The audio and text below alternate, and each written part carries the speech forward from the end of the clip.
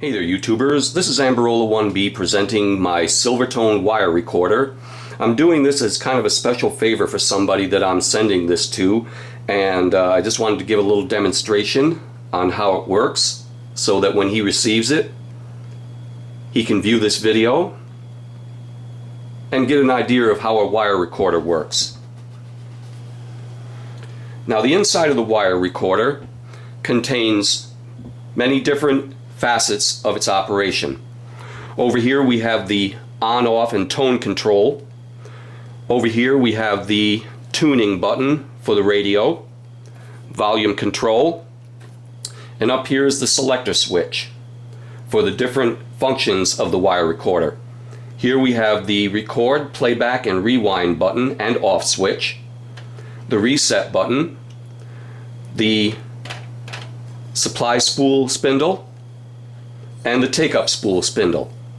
Now the take-up spool also doubles as a turntable to play and record your 78s on.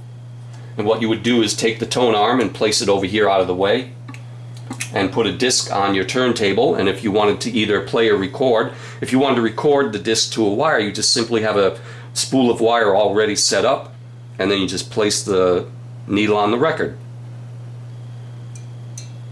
Or if you just want to play a record and not record, just remove the spool, rewind it all the way, and then remove it from the machine, and then you can play as many 78 RPM records as you want. Over here we see the main control panel with this switch in the middle here. When turned to one of these 6 positions, allows you to either record or to play back from your Silvertone wire recorder. When turned to position number 1, you can record directly from the hardwired microphone which comes with this machine. When turned to position 2, you can record from the phonograph which comes with this machine. The phonograph part is actually the take-up spool, which is about 6 inches in diameter and acts as the turntable so that you can play or record records from it.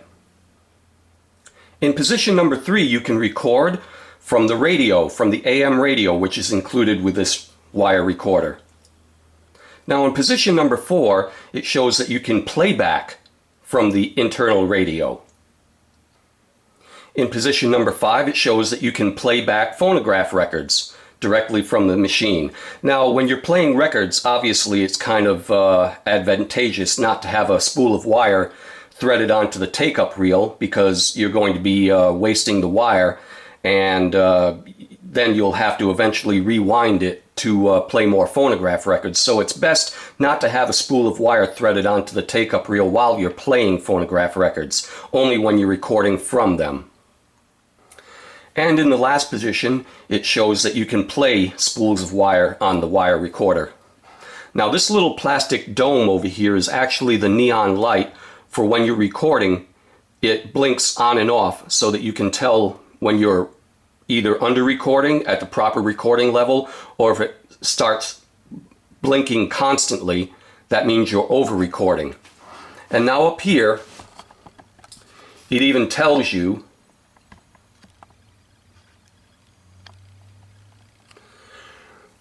recording volume indicator operates on positions 1, 2, and 3 only. And over here, it also tells you to adjust volume while recording until light flashes intermittently. Over here we see the function switch which operates the wire recorder itself. Right now it's in the off position. When turned 1 click to the right, it operates play. And 1 more click to the right and it operates rewind. Unfortunately, there's no stop position between play and rewind, so that when you're playing a wire and you want to rewind it, it just goes directly into rewind.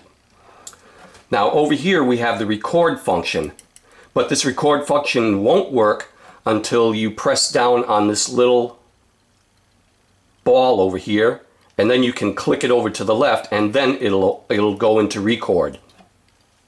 Now if your wire recorder fails to operate, it's probably because the reset switch or button has been tripped. When it's in the tripped position, and then I'm going to trip the little micro switch underneath here with my finger, the button pops up, and then it'll stop the whole operation of the wire recorder itself. It won't shut the machine down as far as the amplifier, that stays on. But when this is in the tripped position, and let me turn it on so that I'll show you what I mean. Right now it's in the reset position. And even though there's no wire threaded onto the take-up spool, it's still able to operate. Now when I trip the little function micro switch underneath here, you see it stops the operation in both playback and rewind mode. When I press the button back in, it completes the circuit again and allows the wire recorder to operate. Now the head only operates with the supply spool. It doesn't operate with the take-up reel. So even though the take-up reel is turning, the head is not going to bob up and down. But when I turn it to rewind, then it operates. It's kind of a jerky operation. When you go from rewind back to play, you think the wire is going to snap. But this machine is kind of like gauged so that it'll go back into the play position without breaking the wire.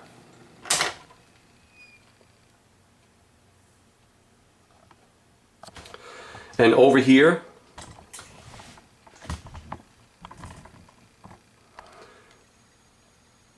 we see the main amplifier buttons. This knob right here is the on-off switch and tone control. The way I like having it operated is to turn the, not only to turn the machine on, but to turn the tone control so that it's all the way to the right, or going all clockwise. Because if it's turned too far to the left, you'll get very low tone and very muffled sound. When it's in position number 5, you can listen to the, number 4 rather, you can listen to the radio. Should see a fair amount of sunshine Saturday, Sunday, and a good chunk of Monday, with high temperatures in the upper 80s on Saturday. This gives you an idea of how the radio sounds. Around 80 for Sunday and Monday. Weather brought to you by Mini. Traffic can be stressful. Relax by imagining yourself in a large, spacious Mini Countryman. Now you see what I mean about if you have the volume turned all the way, the tone control turned all the way so that it's almost in the off position, you get very low tone. Jennifer Natoso, 77 WABC. You'll never have to make another mortgage payment again unless you can convert the equity you build up in your home into cash, tax-free. That's right. You will also retain ownership of your home, and you can do this. And you can tune from any AM radio stations. And tax-free. Areas with the highest education levels. He's also head of the Democratic Party in Brooklyn. When's news time, 9:26. I'm Money Watch. It helps a lot when you have an external antenna hooked up to the wire recorder to get distant radio stations. And I happen to have my antenna hooked up from my house to my garage, which is about a good 30-40 feet, which kind of like reminds me of the old-fashioned antennas, or aerials as they used to call them, that people used to install on their radios from their house to another external source, like a tree. You know, it used to have like 40-50 feet of wire hooked up from your house to some other thing to attach it to get great reception from distant radio stations. And the thing I have mine hooked up to is an old cable that was hooked up from the house to my garage, which used to act as an intercom. And I just sort of like hooked up a wire to the plug, which is still in my house, and hooked up the back of the plug to the other side of the wire, rather, to my wire recorder, so I can get distant radio stations from New York. I can even get radio stations from Canada or anywhere in the United States. This machine picks up radio stations pretty well. Spiked to just under 3. Since it's back to school time, I thought I could offer up a helpful list. Binary options allow you to find trading opportunities. What they came to me for is because... And this is the local radio station, which comes in really clear. See, I can hear what you're not saying, and then I can reflect it back to you with compassion, because I've walked it, and then I can actually support you and empower you to take the actions. Now there are two styles of spools of wire that you can record and play back on with a wire recorder. The wire is all the same, but it's the leaders that differ. Now here's a Silvertone spool of wire. This is a typical Silvertone spool of wire, where it has this celluloid leader on it, and the leader is merely tied through a little eyelet onto the end of the wire. And you just tie two knots in it to hold it on. And the way you attach the wire onto the wire recorder is firmly press down the spool, and then facing the leader in the right direction so that it winds inward. Just sort of like work the leader into the take-up spool, and then feed the wire into the playback head. Now what I like to do is make sure that the celluloid leader is flat against the inside of the spool, because sometimes it can bunch up, and I'm afraid that if you don't flatten it out, that the reel of wire won't wind onto it evenly. And then just begin playing as normal with the wire recorder in the playback position.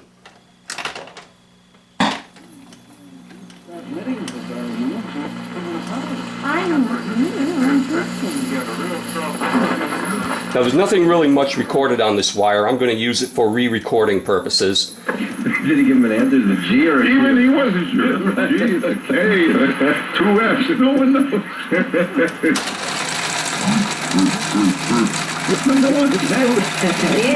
And when the end of the wire goes back to the supply spool, the celluloid leader will come underneath this head and trip the little failsafe or micro switch, thus stopping the machine and tripping the little reset button. Then after you turn the machine back off, you can reset the button and it'll be ready to play or record again. Now some of these spools of wire, the centers of them will become very tight, especially on the Silvertone wire recorders, and it'll be kind of difficult to put them onto the machine when you're trying to press them on. So what I've done is sometimes I've reamed them out, because they're only made out of pot metal, and so I ream them out and then they fit more comfortably. This one is barely, acceptable that it will fit on the machine. This Webster Chicago spool I had to ream out. You can see the center of it is very smooth, and you can just barely see any of the leftover paint from where it was originally painted from the center. Now to attach a Webster Chicago spool of wire, obviously you can't just put it around the spool, the take-up spool, and think that it's going to stay where it is. What you have to do, what I do anyway, is I take a thin piece of Scotch tape and I tape it to the top part of the take-up spool. And then what I'll do is I'll feed the wire in underneath to the inner rim of the spool where the inner flanges are. And then once it's in there, it'll stay put. Now, I'm going to give a little demonstration on how to record on a Silvertone wire recorder. First off, I'm going to do a little demonstration of recording with the microphone that came with the machine. It's kind of like more or less hardwired to the machine. It plugs into the machine, but it's, you could just say that it's hardwired. It comes with the machine and it stores in the back. And this base is removable so that it can be stored separately from the microphone so it fits more compactly. So to record from the microphone, you merely turn the function switch all the way to mic. And then to get a level, let me zoom in here.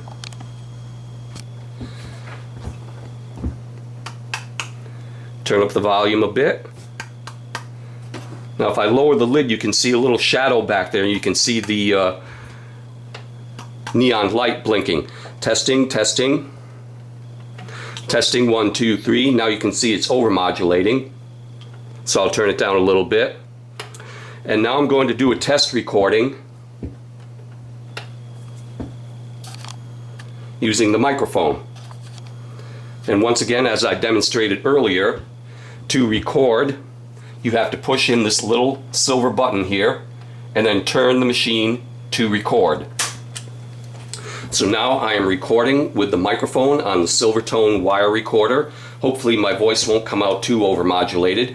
This is a test of the Silvertone wire recorder, recording my voice on August 29th, 2012 at approximately 6:54 p.m. I just came home from work and now I'm continuing this little demonstration here. Now I'm going to stop this.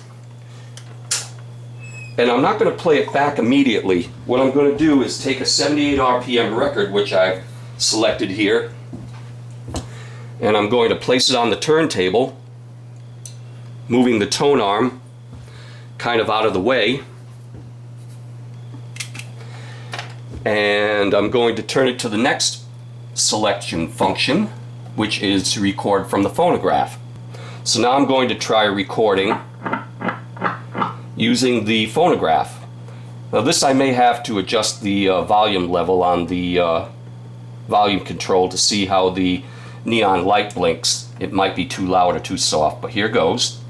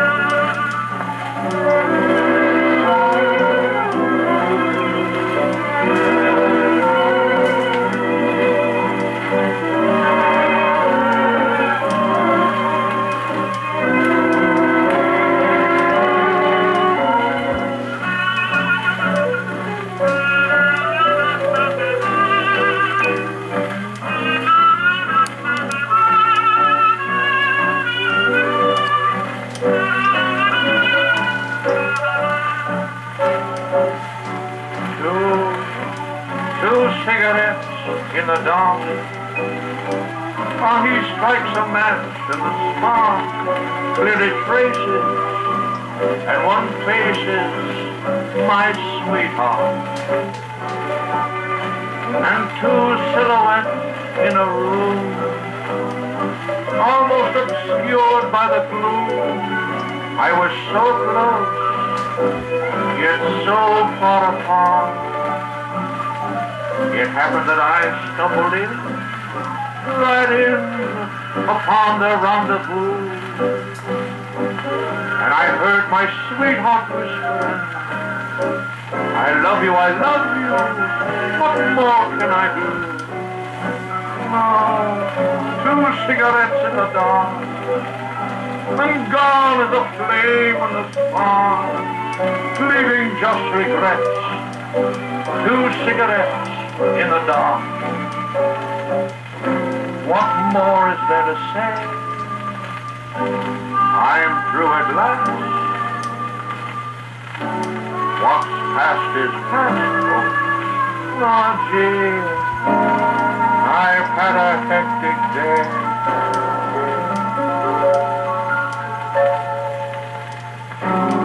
Boy, my hat. My gloves. Have you a cigarette? A light, please? Thanks, buddy. Good night.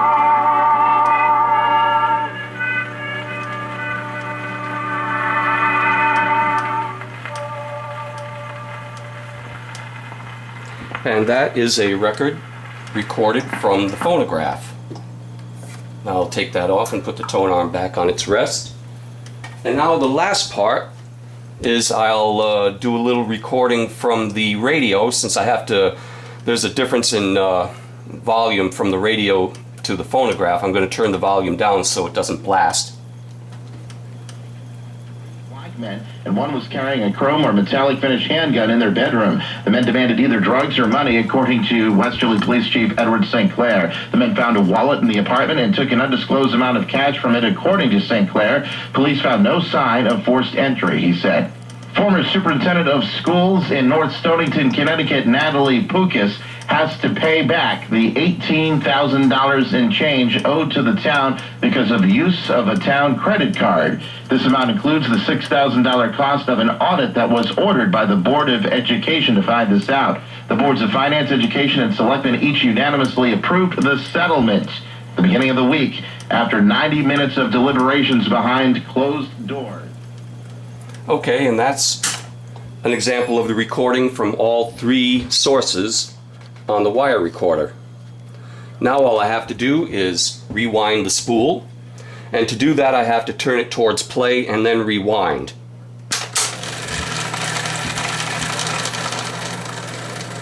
And then, so that I don't let the wire run off the spool, I'm going to watch the take-up spool as it becomes nearly empty, and then watch for the string to start showing as it is, and then I'll wait for the wire to be almost off the spool, and then I'll stop it and then turn it towards playback of the wire, and then we'll hear what I just recorded. So this is going to take a moment. Usually for a whole spool of wire, for an hour-long spool, it takes a good 15 minutes to rewind an entire spool. Probably around 7 or 8 minutes to rewind a half-hour spool, and then maybe about 5 minutes to rewind a 15-minute spool. We're almost done here.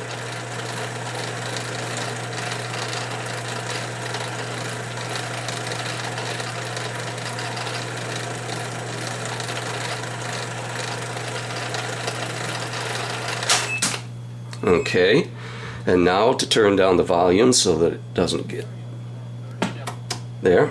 And now we're ready to play back what I just recorded. Let me back this off.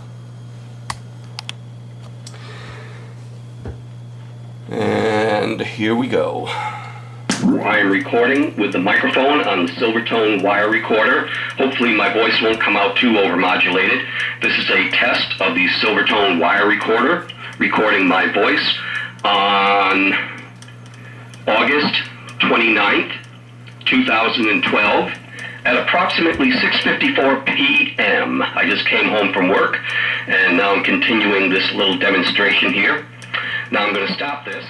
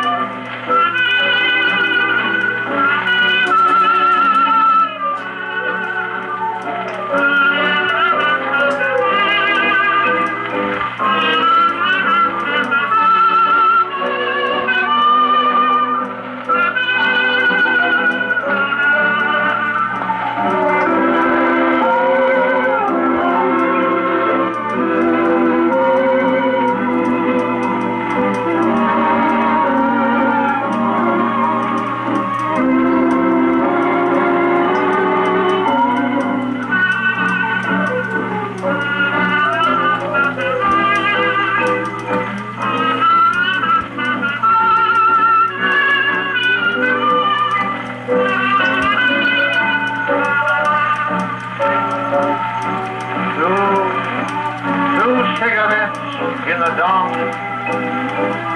he strikes a match and the spark clearly traces, and one faces my boy, cigarette in my hand, what came in the spark, my glove. cigarette. I like the... Thanks, buddy. Good night.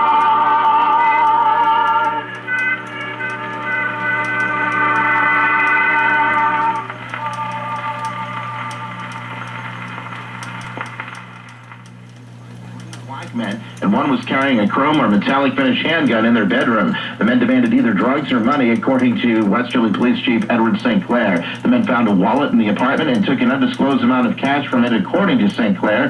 Police found no sign of forced entry, he said.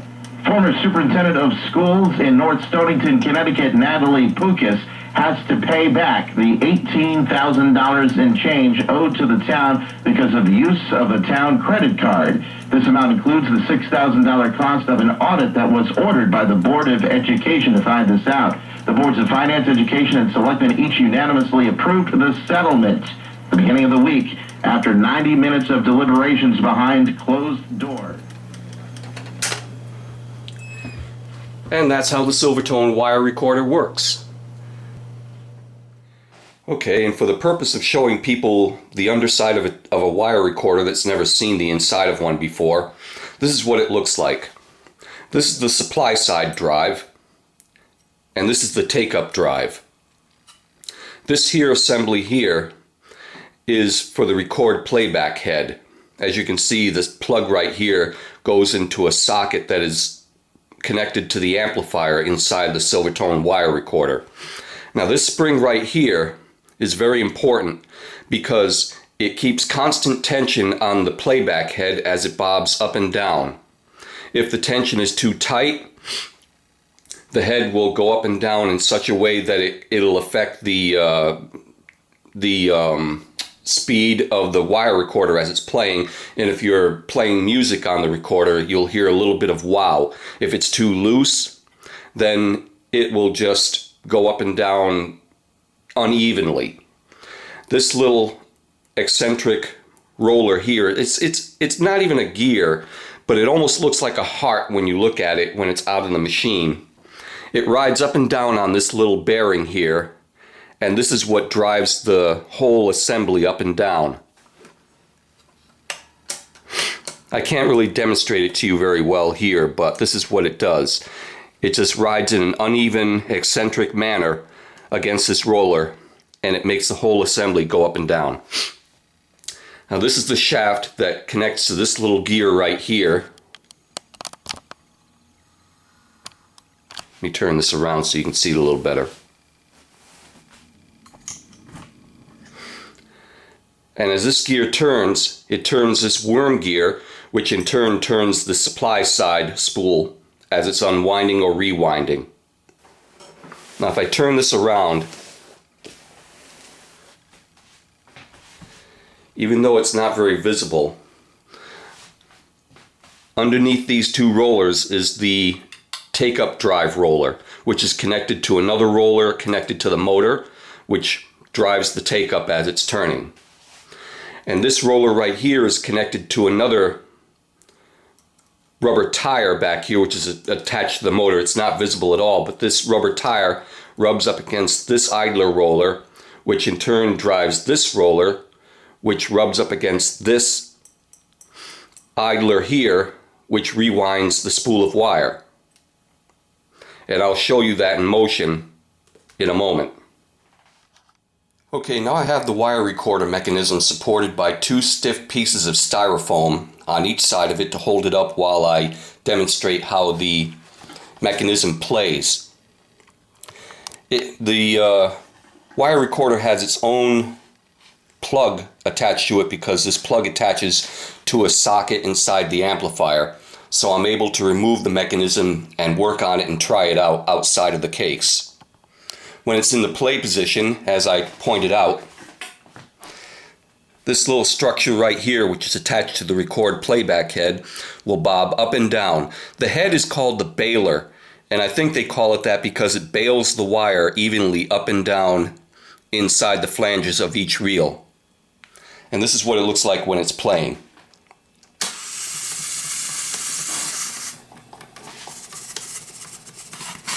If I can get that styrofoam out of the way there. Now the motor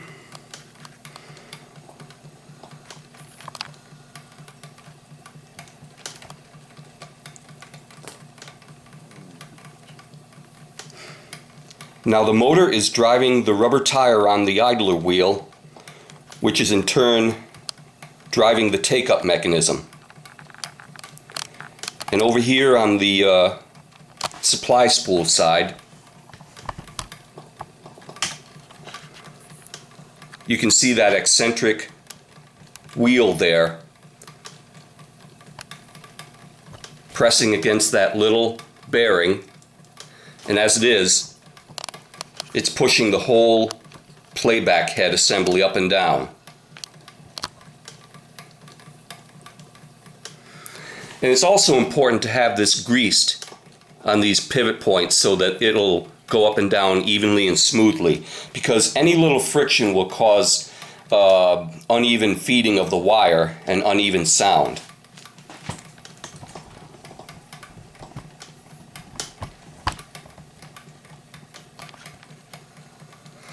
And here's that gear, which in turn turns the worm gear, which in turn turns the supply spool side assembly.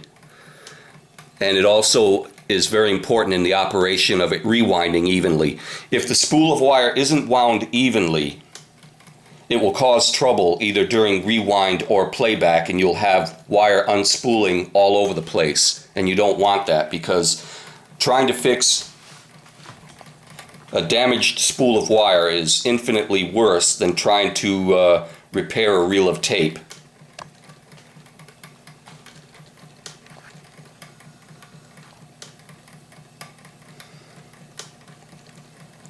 And this is what the mechanism looks like during rewind.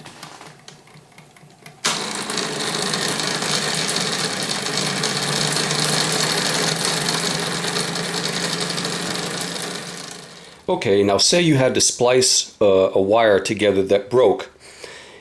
You take the two ends and give yourself ample length of wire, maybe about 2 to 2.5 inches of wire to play with. And in case you don't know how to tie a square knot, which is the knot that is supposed to be used in splicing wire back together, the trick is right over left and left over right.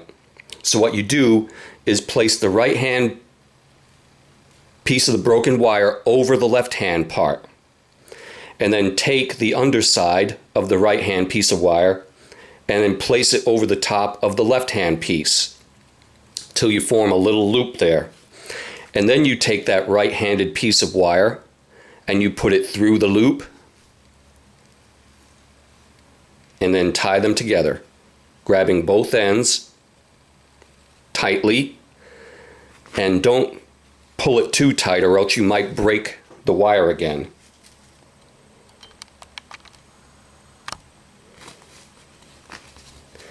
And this is basically what the knot is supposed to look like.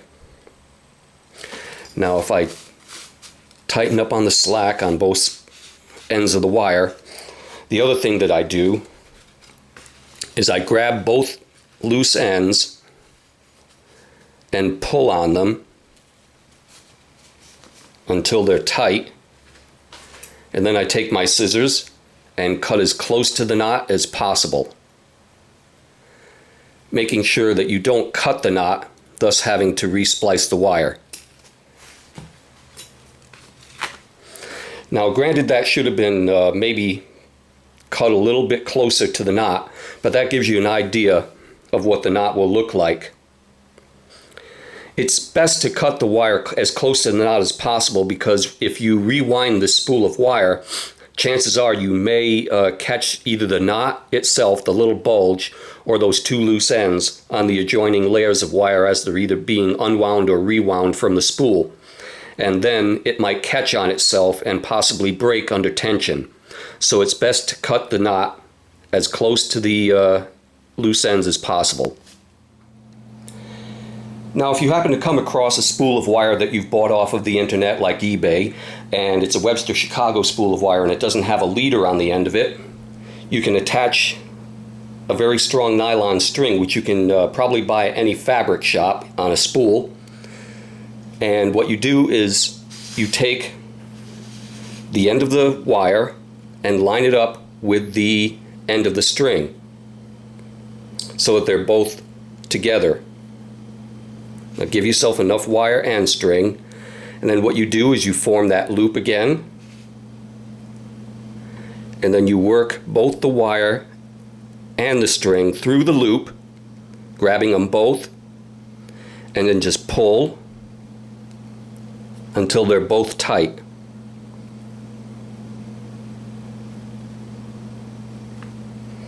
And there you go. And once again, you cut off the ends of both the string and the wire. And then you can just take your string and wind it onto your spool. And there you've got a protective leader so that you won't damage the wire as it's being wound onto the take-up spool. And that's how you splice wire. I think the only other thing I'm going to talk briefly about is the fact that if you look at this spool of wire, it is wound perfectly evenly inside the flanges. It talks in the instruction manual that if the wire isn't wound evenly, if it actually winds at an angle either this way or this way, where more wire is bunched up at the top of the flange than at the bottom and it winds unevenly, as it's either being rewound or unwound onto the take-up spool, you will get layers of wire unraveling because, let's face it, this is wire, it's not tape, it's not going to lay flat and just behave itself.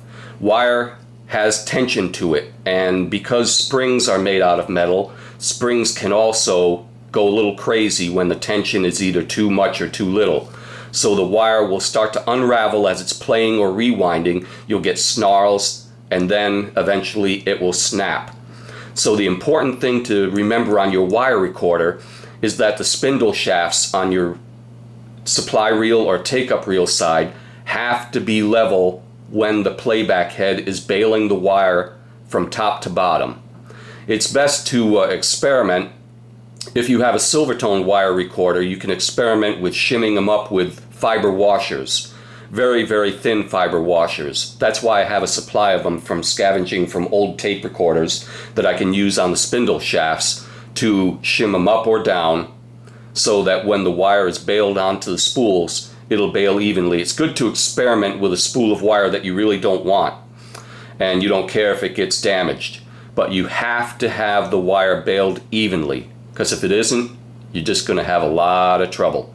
And believe me, I've gotten spools of wire in the mail that have had problems with the wire being unwound, and you have to monitor it. In fact, when a wire recorder is playing or rewinding, it's best never, ever, ever to leave it alone. Because if you leave it alone for 1 minute, that wire is going to somehow snap on you accidentally, without warning. Even if it's a perfect spool of wire, I have got, every time I get a wire in the mail, a spool of wire, I always wind it through, because these old spools of wire can collect dust, dirt, debris, and even though it's not really great for the playback head, I always wind them through to try to brush off that debris, and I use a paintbrush to brush against the playback head, because all that gunk is going to accumulate on the head and on the base of the wire recorder near the head. So I always keep a paintbrush handy. Anyway, that's about all on that subject. Now, when cleaning the record and playback head, it was suggested in the original instructions that you use nothing more than normal, ordinary dental floss. Now, to clean the head, what I would do is I would saturate the dental floss with some alcohol, and then, after wiping off the excess, rub the dental floss across the head just as though it was your teeth. And then you would remove any dirt, and you can see from that dirt that that's what was in the head. And I don't know if I could remove any more, but